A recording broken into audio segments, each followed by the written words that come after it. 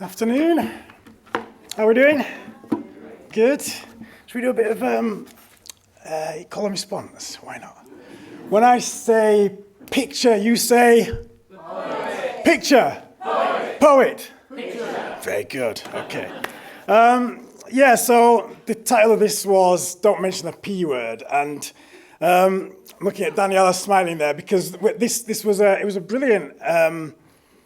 brilliant commission for me to go into this organisation Roundabout in Sheffield, which is a housing charity who do amazing work with young people who obviously have had to leave home for various reasons.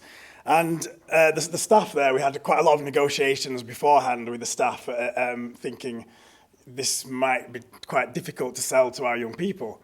So in those discussions, they actually hit upon the method of calling it a lyrics workshop, which we were okay with that, and it just gave us the opportunity to go in under the radar and introduce the P word subvertively.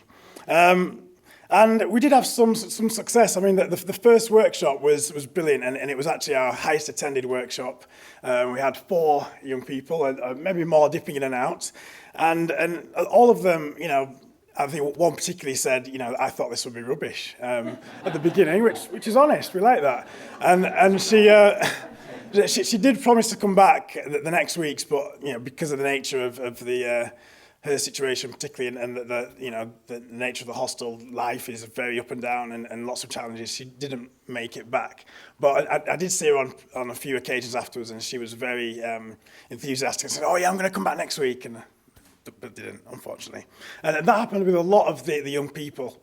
But we did get lots of, we got words and poetry out of them. So the pack was brilliant in terms of giving an overview of what was possible. And I went in with toolkits from various other projects as well. But the first thing I did, and I do this in school settings and also working within mental health settings, working with refugees and migrants, is to kind of go in humbly as a human being, as we've said, these are ordinary people. I'm an ordinary person, and to recognise that the young people have skills themselves, which maybe haven't been brought to the fore. So the project I work on called Voices That Shake, that they use the term emboldening rather than empowering, because that recognises that the young people have power themselves, and we're not there to give them power. We're there to just encourage, to give them platforms to express themselves and to bring forth their stories. And they have amazing stories. That we did an exercise talking about 2 things that are true about you and one falsehood. And out of that, we learned that people had skills in guitar playing, singing. So one young woman was on Britain's Got Talent, which she kept hidden from a lot of the other people within the hostel. One of the staff members had been in a rap group, which no one knew about, and we coaxed it out of him. He was in Hoods Underground, a Sheffield underground hip-hop group, and so from that development, from that series of workshops, he was then seen in a different light, and he was able to come in and give his skills in terms of performance as well. One young man had a brilliant line. He talks about, because he moved around a lot in his life, he'd travelled to, I think, over 20 countries. And just this one line, he was only in for one session again. It stuck with me, talking about how when he got off the plane, each country had a different smell. And I thought, oh, it's beautiful. And so I really wanted, hopefully he will be encouraged to continue that thought and continue writing on those issues. And so, being inspired by the portraits in the gallery, I was able to use work from Kate Tempest, for example, the teen speech, and she talks about how we've neglected the youth so we don't hear them when they speak. Able to use people like Benjamin Zephaniah, Akala as well, who I'm not sure is in the gallery, but he was able to relate as a poet to the young people in terms of some of them had been doing rap battles or again lyrics, still poetry. It's under the radar, and songwriting. So we're able to sneak that in as well. Also, Linton Kwesi Johnson, who's there, looking at how the value of speaking in your own dialect, in your own slang terms, that being valued, and that's you communicating your personal story, and that has power. One of the really inspiring bits of video I was able to show them was from a previous Apples and Snakes project, which was Shake the Dust. And there was a line there, particularly from one of the young women that I was coaching in the schools, which was from a teacher who actually said to her, "You'll never amount to anything. You'll always be the little nigger you were born to be." And obviously that is a horrific thing to tell a child, for a teacher to actually say that. And at the time, we did think about editing that line out and saying, "Are you sure you want to use that?" But she was adamant, and the teachers within the school were saying, it wasn't the same school, I should say. It was a previous school that had been said to her. She'd held that experience with her, and so she wanted to get up on stage and claim that experience and say, "Look at what I'm doing now. You said this of me. I'm here," and that was really communicated over to these young people, and I think they did all grasp that. Telling their stories, having their voice is necessary, and they will be listened to, and in this opportunity, they have that power.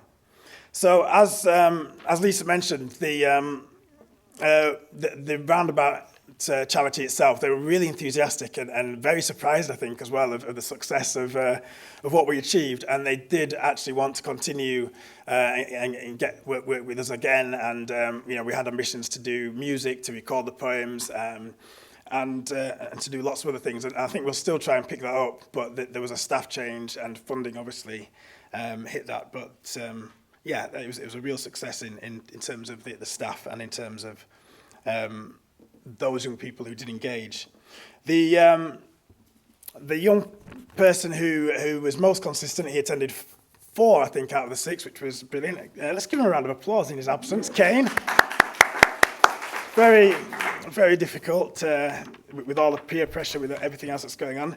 He came to the Graves Gallery in Sheffield, and he actually performed live there and got a brilliant reception. Lots of people came up to me afterwards and saying, "Oh wow, he was amazing," and that really did his confidence the world of good. And it's quite an alien space, I think, sometimes these galleries, and they don't feel they belong. So for him to be in that gallery and to claim that space was amazing. This is Banter by Kane. Why is there so much anger falling out with friends over today's term, banter? Money makes me angry, separates individual humans from being happy. I can be angry about feelings, knowing what I want, but I'm dreaming. I like a laugh and a joke, but is it really? Or are you just playing on words to belittle or destroy people's nerves? Think what you say or say what you feel. But remember, another person with feelings will have to deal. We did an acrostic as well, and Kane chose to do his name, obviously, C-A-I-N-E. Cultures and intelligence need expressing. And the final one from Kane was, through school, teachers labelled me scribbler, narrow-minded, not a listener. Couldn't express myself any differenter. Even though they told me what to do and I did it, I'm told I'm not the listener. The one person in the whole class to say what every other kid thought spoke my mind, but they told me I'm narrow-minded.